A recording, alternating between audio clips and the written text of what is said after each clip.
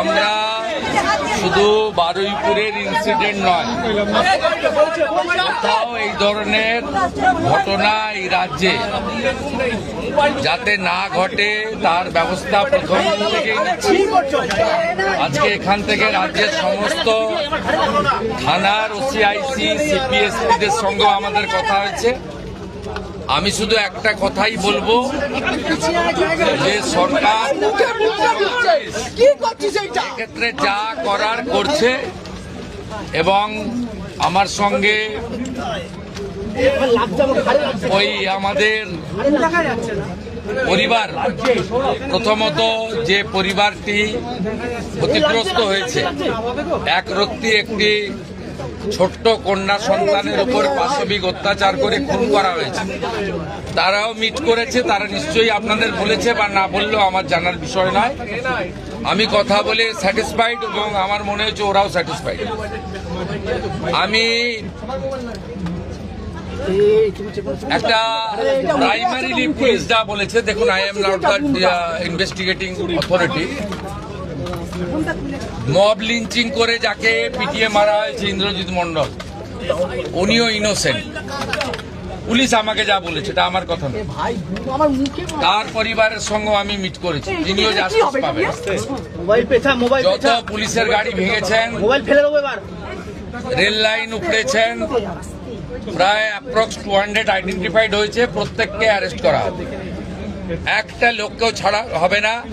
পিছন থেকে যারা উস্কেছেন, পলিটিক্যাল লোক যারা ইলেকশনে রিজেক্ট হয়েছেন, কেউ ক্ষমতা থেকে গেছেন, কেউ শূন্য থেকে এক হয়েছেন, এবং radical force, anti national force যারা পিছন থেকে উস্কেছেন, তাদেরকেও আইডেন্টিফাই করা হয়েছে। তাদের কল রেকর্ড ইত্যাদি ডিজিপির নেতৃত্বে এসটিএফ সব কালেক্ট করেছে। ওদেরকেও প্রপারলি লিসেন করা, ওদেরকেও ঠিক প্রপারলি শিক্ষা দেওয়ার কাজ সরকার করবে। ফার্স্ট অ্যান্ড ফরমোস্ট হচ্ছে 4 জনের মধ্যে 3 জন ধরা পড়েছে, আরেকজনকে ধরতে হবে, ওটা আমরা করছি। রিগার্ডিং কম্পেনসেশন, রিগার্ডিং অ্যাসিস্ট্যান্স, আমরা দুটো পরিবারের উপরে ছেড়ে দিয়েছিলাম।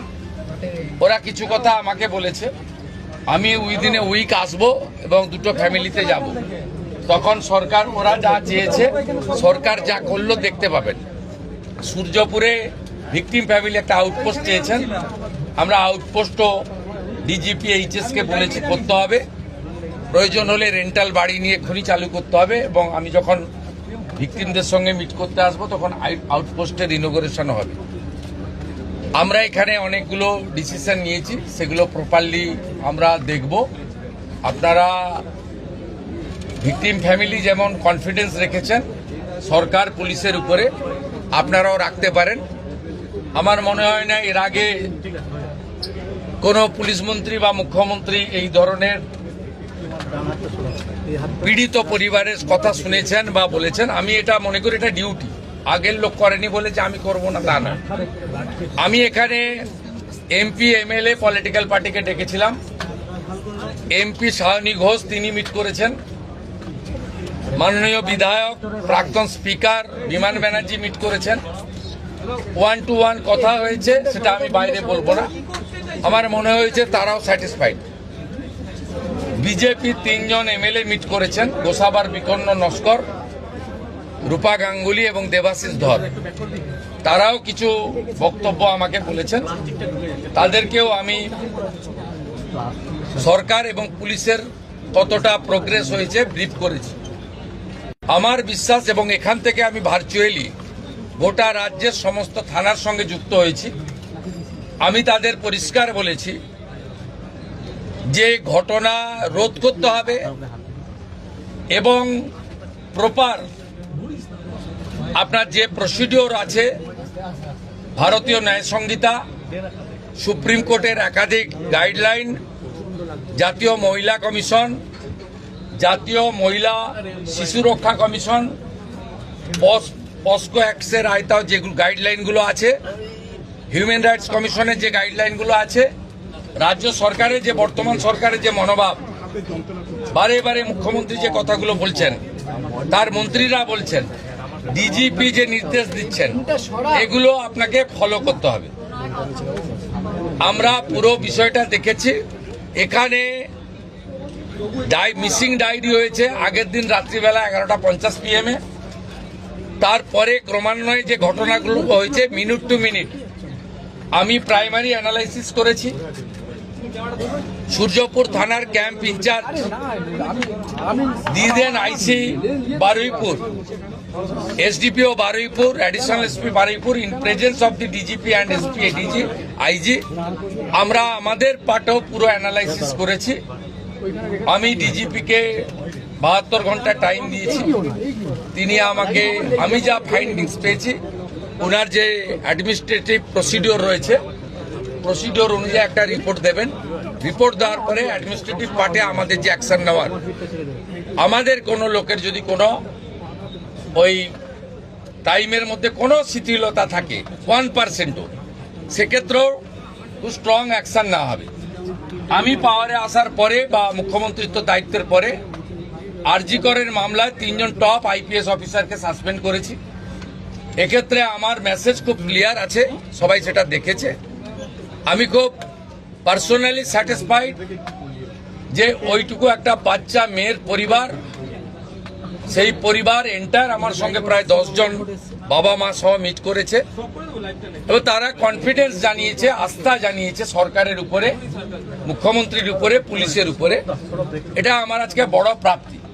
আর মব লিঞ্চিং করে যে নিরীহ লোকটাকে বা ছেলেটাকে মেরে দিয়েছে, আনমেরিড একটি ইয়াং বয়, সেখানে যারা হত্যাকারী তাদেরকেও প্রপারলি মার্ডার কেসে যুক্ত করা হবে এবং পুলিশকে ডাইরেক্ট ইনস্ট্রাকশন আছে যে যারা যারা হুলিগানিজম করেছে পুরো দিন ধরে তাদের এগেনস্টে অ্যাকশন হবে। আমি এখান থেকে বাইপাসের একটি প্রাইভেট হসপিটালে যাচ্ছি। 3 জন পুলিশ কর্মী ইনজোর্ড হয়ে ওখানে অ্যাডমিশন আছে, তাদের সঙ্গে আমি মিট করব। প্রায় 200-র বেশি আইডেন্টিফাইড লোক, তাদেরকে আমি পরিষ্কার বলে গেলাম যারা উস্কানি দিয়েছে কারোর ইন্ধনে, পলিটিক্যাল বায়াসনেস নিয়ে, মিডিয়াতে পাবলিসিটির লোভে, সোশ্যাল মিডিয়ায় চিপ ভিউয়ার্স বাড়ানোর জন্য ওদেরও কিন্তু ছাড়া হবে না, তো তারাও ভুগবে, এটুকু আমি বলে দিয়েছি। গোসাবা থেকে গড়িয়াহাট, বাসন্তী থেকে বউবাজার, এত কম মজুরিতে সোনার গয়না পাবেন না কোথাও আর। Welcome to Pulin Sardar jewellers and company. Sundarban অঞ্চলে সবথেকে পুরনো ও বিশ্বস্ত শোরুম এখন আপনাদের ক্যানিংয়ে। বিশ্বস্ততার আর এক নাম পুলিন সর্দার জুয়েলার্স। অ্যাড্রেস ক্যানিং পুরাতন বাজার, ক্যানিং সাউথ 24 পরগনাস 743329।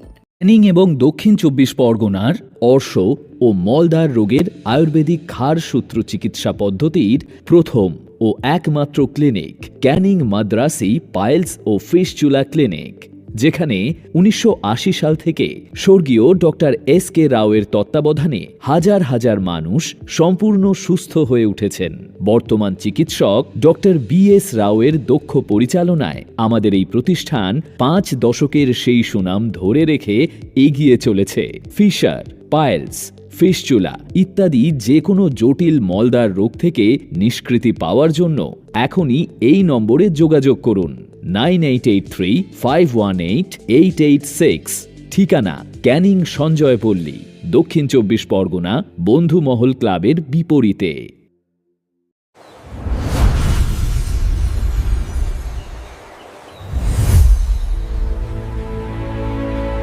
এই গরমে একটু প্রকৃতির ছোঁয়া আর ইলিশের স্বাদ নিতে চান?